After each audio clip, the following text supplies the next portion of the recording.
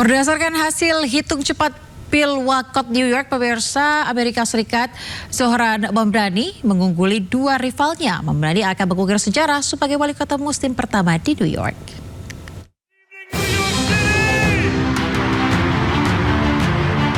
Sejumlah kantor berita telah mengumumkan Zohran Mamdani sebagai pemenang pemilihan wali kota New York City, Amerika Serikat. Selain itu, beberapa lembaga survei juga mengungkap kemenangan kandidat dari Partai Demokrat tersebut.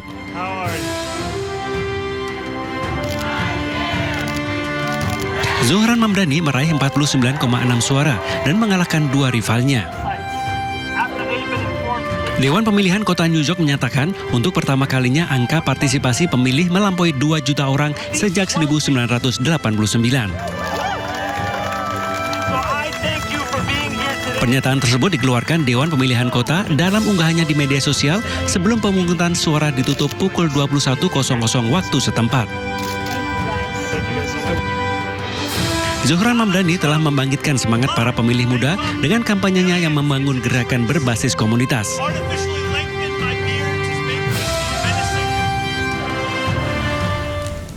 Pemirsa, dalam 2 dekade belakangan, fenomena unik terjadi dalam pemilihan pemimpin di sejumlah kota besar di dunia termasuk Eropa dan Amerika Serikat. Para pemimpin ini memiliki latar belakang dari keluarga migran dan Muslim.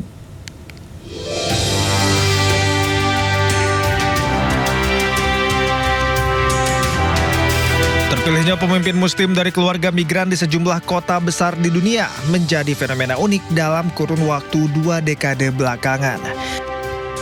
Sebelum Zohran Mamdani yang terpilih menjadi wali kota muslim pertama New York, ada sejumlah tokoh lainnya. Pada 2016, Sadiq Khan terpilih sebagai wali kota London di usianya yang ke-46 tahun. Ia merupakan orang non-kulit putih keturunan Pakistan dan Muslim pertama di Inggris yang mengemban jabatan sebagai orang nomor 1 di ibu kota Inggris ini. Perjalanan Khan tak mudah. Sebagai migran Muslim, dirinya mendapat ancaman dari kelompok sayap kanan Britain First. Mereka mengancam akan mengambil tindakan langsung di mana Khan tinggal, bekerja, dan berdoa sebagai bagian dari kampanye anti-Muslim. Khan bahkan menggelar perayaan hari-hari suci keagamaan di alun-alun Trafalgar Square, termasuk Idul Fitri dan Idul Adha. Perayaan di lokasi ikonik London ini menjadi tradisi unik yang menjadi ciri khas Khan. Jauh sebelum Khan, masyarakat Rotterdam memilih Ahmad Abu Taleb sebagai wali kota mereka. Abu Taleb yang lahir dari keluarga imigran Maroko terpilih menjadi wali kota di usia 48 tahun pada 2009. Dirinya bahkan menduduki jabatannya selama 15 tahun. Abu Talib meraih penghargaan World Mayor Prize pada 2021 atas komitmennya melayani warganya terlepas dari asal dan latar belakangnya. CEO BPI dan Antara, Rosan Roslani, pemirsa, memastikan hingga saat ini negosiasi restrukturisasi utang proyek kereta cepat Jakarta-Bandung dengan pihak Cina masih terus berjalan dan belum ada keputusan. Menurut Rosan, pembahasan terkait utang WUSH ini melibatkan kerjasama lintas kementerian dan lembaga seperti Kemenko, Infrastruktur dan Pembangunan Kewilayahan, Kemenko Perekonomian, Kemenq, dan Kemenhub, serta BPI dan Antara. Rosan menegaskan kehadiran pemerintah dalam proyek transportasi publik seperti WUSH merupakan bagian dari tanggung jawab. Pemerintah juga memastikan manfaat transportasi publik benar-benar bisa dirasakan masyarakat. Masih berjalan ya, nanti timnya kan juga ada Pak Menko Infra, ada Menko Perekonomian yang involved, ada tim dari Menku, dari kami. Jadi ini adalah suatu kerjasama lintas kementerian dan Kementerian Perhubungan juga, Jadi memang ini lintas dan arahan dan juga kerjasama dari kita semua memang sangat dibutuhkan dan mendapat arahan dari Bapak Presiden bahwa memang kehadiran pemerintah untuk kepentingan transportasi memang tidak hanya dilihat dari segi untuk kerugian saja, tapi juga dampaknya kepada masyarakat dan juga melihat kepada undang-undang yang ada, ya memang itu menjadi tugas dari pemerintah untuk menyediakan. Sudah ada kesepakatan untuk ada Tiongkok pembicaraan? Belum masih berjalan. Ya, Menteri Pertanian Andi Amran Sulaiman menyebut ada 1,6 juta lapangan pekerjaan terbuka di sektor pertanian. Amran mengungkapkan adapun 1,6 juta lapangan pekerjaan itu melalui program hilirisasi perkebunan yang terdiri dari kopi, kakao, mete, dan kelapa. Selain terbukanya lapangan pekerjaan, Amran menyebut bahwa sektor pertanian juga menunjukkan kinerja positif. Salah satunya adalah ketersediaan stok beras nasional yang disebut mencapai titik tertinggi tanpa harus membuka keran impor. Kemudian juga hilirisasi. Ini kita akan kejar dan bisa menciptakan lapangan kerja 1,6 juta orang. Kemudian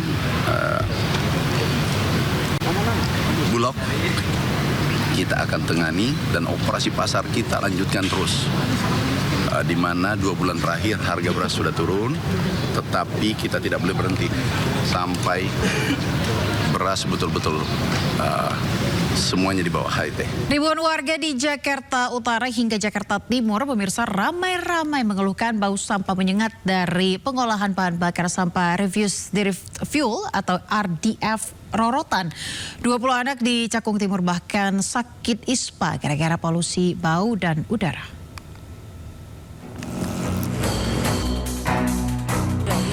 Belasan warga menggeruduk pusat pengolahan bahan bakar sampah refuse derived fuel di Rorotan, Jakarta Utara. Warga protes atas bau busuk menyengat sepanjang hari diduga dari tumpukan sampah di RDF. Warga mengaku resah karena meski masih tahap uji coba, aktivitas RDF Rorotan sudah mengganggu warga. Tidak hanya di sekitar Rorotan, bau busuk sampah tercium hingga Cakung, Jakarta Timur yang berjarak 800 meter dari RDF. Tidak hanya memicu bau busuk dan kerumunan lalat, RDF Rorotan diduga memicu puluhan anak dan balita sakit ispa, mata bengkak, dan merah. Atas keluhan warga, Gubernur Pramono Anung meminta uji coba RDF Rorotan dihentikan sementara. Adalah ketika sampahnya kemudian dilakukan mobilisasi atau pengangkutan, truknya itu tidak kompak sehingga air lindinya tumpah dan kemudian inilah yang menyebabkan bau. Dan saya sudah meminta kepada Kepala Dinas Lingkungan Hidup untuk sementara komisionernya dihentikan terlebih dahulu. Sebelumnya, Dinas Lingkungan Hidup DKI Jakarta mengklaim operasional RDF Rorotan bakal menggunakan teknologi penetralisir bau dan pengendali emisi agar udara Jakarta tetap bersih. Tapi nyatanya, baru di tahap uji coba, pusat pengolahan energi sampah itu sudah menuai protes warga. Dari Jakarta, Tim Liputan iNews melaporkan.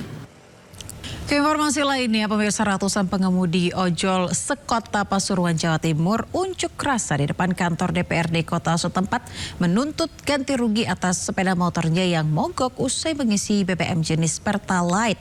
Akibat aksi ini, arus lalu lintas yang menghubungkan Probolinggo Surabaya tersendat.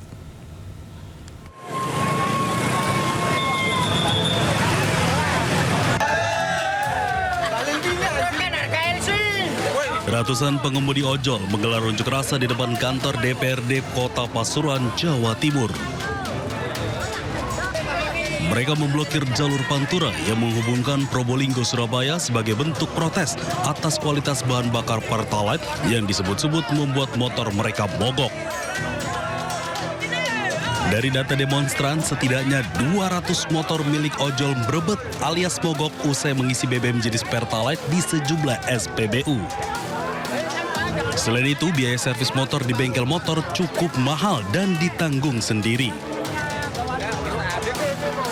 Aksi besar-besaran ini membuat arus lalu lintas di jalur utama Pantura lumpuh total. Menin demo, Pak.